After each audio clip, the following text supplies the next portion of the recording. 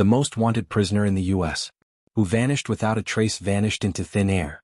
Before we dive into the dark depths of this twisted tale, don't forget to hit that subscribe button, smash the like, and drop your theories in the comments below, because this is one story that refuses to stay buried. Now buckle up, because what you're about to hear is chilling. It was a muggy Texas afternoon in late July of 1992 when the unthinkable happened. The sun beat down relentlessly on the stretch of highway between Houston and Dallas, but the heat was nothing compared to the tension boiling inside a federal prisoner transport van barreling through the dusty outskirts of Waco. Inside the reinforced vehicle was Carlos Ghosn. No, not the businessman, but a man who had earned a notorious reputation in the criminal underworld as one of the most elusive suspected drug traffickers in the country. His hands were shackled, and two armed marshals flanked him, eyes scanning every passing vehicle, every shadow. But the quiet hum of the engine masked a storm that was about to explode. Suddenly the van screeched to a halt. The driver radioed a mechanical issue, an engine overheating. Marshals stepped out to inspect, leaving Ghosn momentarily unattended, though still restrained. Moments later, what began as routine quickly spiraled into chaos. A desperate struggle. The sounds of a lock snapping. A shout. And then silence. When the marshals turned back, the prisoner was gone. The handcuffs lay abandoned on the cracked pavement, and the van's doors were left eerily ajar. It was a vanishing act that would haunt the federal system for decades to come.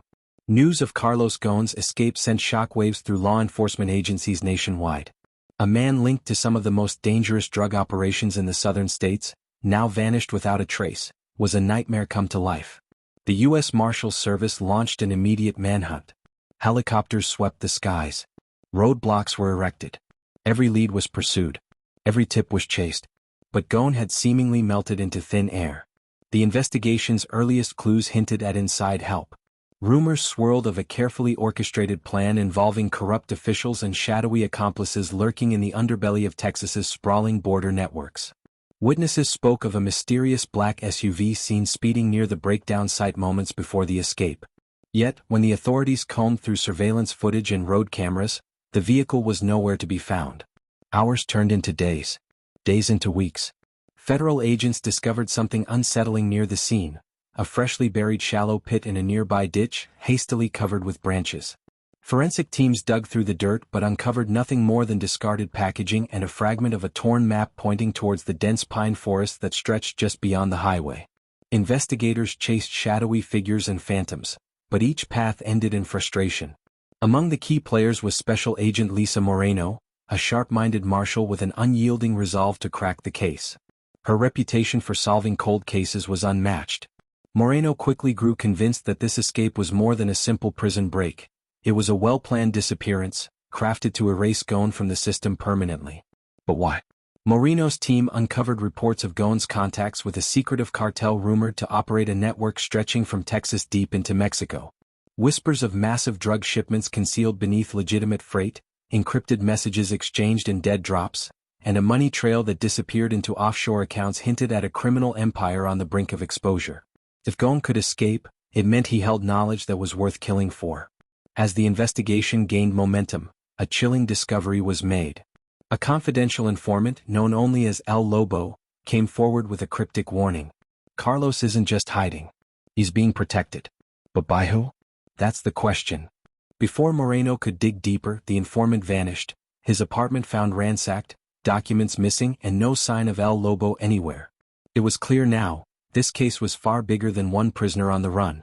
And then, late one stormy night, Moreno received a call that would send shivers down her spine. A local hunter had found a small, rusted metal box buried deep in the forest near the ditch, the exact spot of the shallow pit. Inside was a torn piece of paper with a cryptic message: "Trust no one. The truth hides beneath the silence." Moreno stared at the note, heart pounding. The puzzle pieces were closing in, but the picture they painted was more terrifying than she imagined. Because when they opened the locked basement door of an abandoned warehouse tied to one of Ghosn's known associates, the very next day, they found something that changed everything.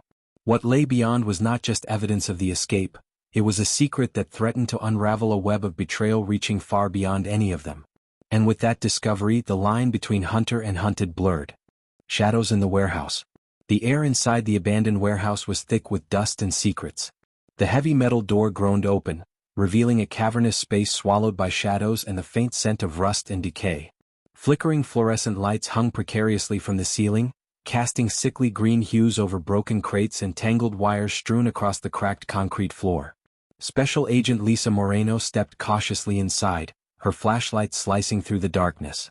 Behind her, her team fanned out, every muscle taut, every sense sharpened to catch the faintest sound or movement.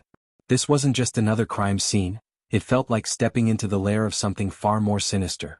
The warehouse had been linked to Carlos Ghosn's network, but what they found inside defied expectations. Scattered on a dusty workbench were ledgers filled with coded entries, numbers, symbols, and strange ciphers. Alongside them, a battered radio transmitter, modified for long-range communication. But the real shock came from the sealed basement door Moreno's team had pried open just moments ago. Down the narrow staircase, dampness clung to the walls. The basement was a small room, its concrete floor stained and littered with trash. Against one wall stood a heavy safe, its lock intact but scratched and scarred. Nearby, a map with red pins marked locations across the southwestern United States and northern Mexico. But there was no sign of Carlos Ghosn. Moreno's gut told her this wasn't just a hideout, it was a command center. Somewhere in this maze of darkness lay answers, but also dangers no one was prepared for. Back above ground, the investigation was intensifying. Reports came in from border towns. Sightings of a man fitting Ghosn's description moving stealthily between towns, vanishing into safe houses. Local law enforcement clashed with federal agents over jurisdiction, but Moreno remained the steadfast captain steering this storm. Then came the warnings. Mysterious threats appeared on her phone, cryptic messages like, "Stop digging or the shadows will swallow you," and "They're watching." You don't know who to trust. Even her trusted contacts began to pull away, fear gnawing at the edges of the case.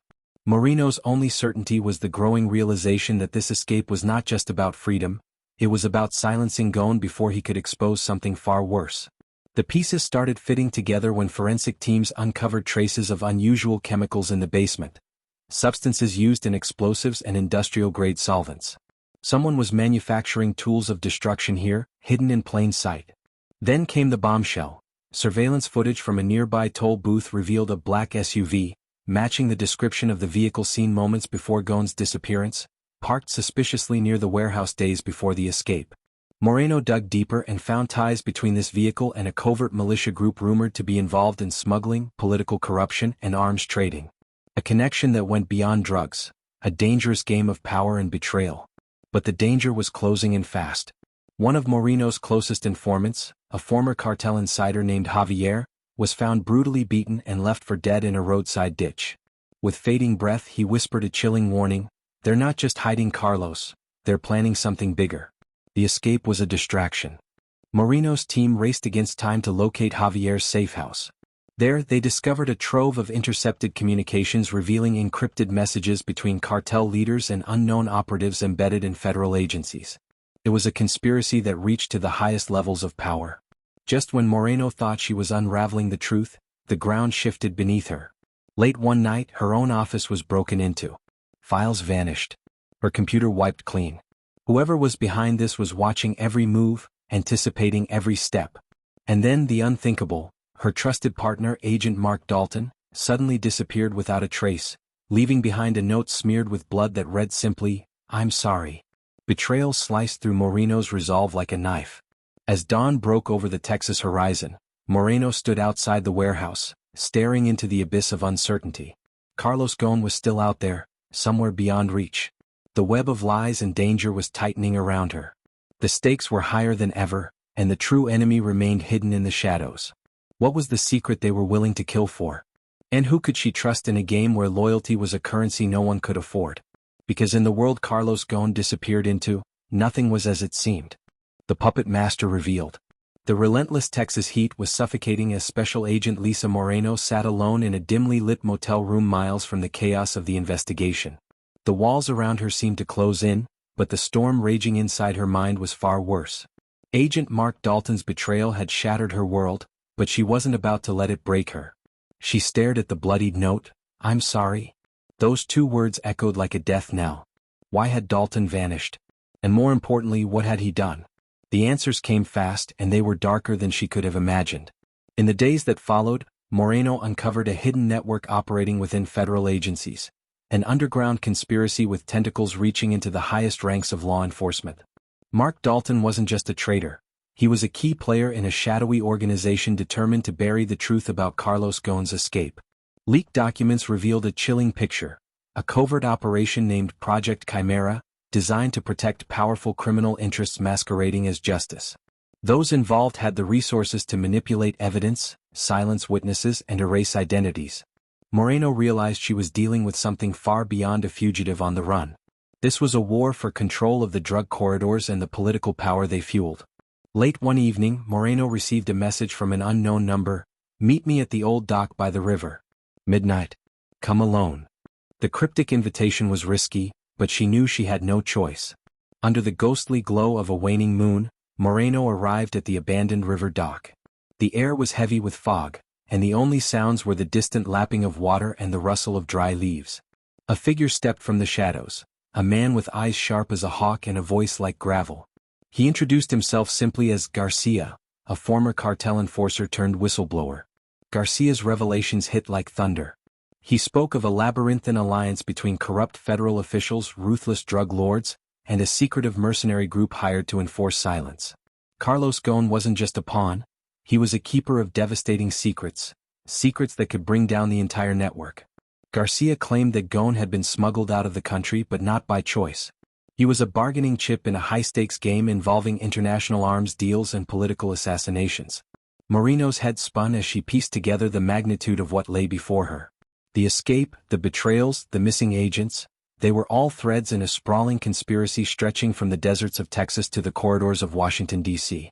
But then Garcia dropped the bombshell, a name that sent chills down Moreno's spine: the puppet master. "Someone who pulls the strings," Garcia whispered. "A man nobody sees but everyone fears. He's the one who orchestrated the escape, the betrayals, the silencing. And he's closer than you think."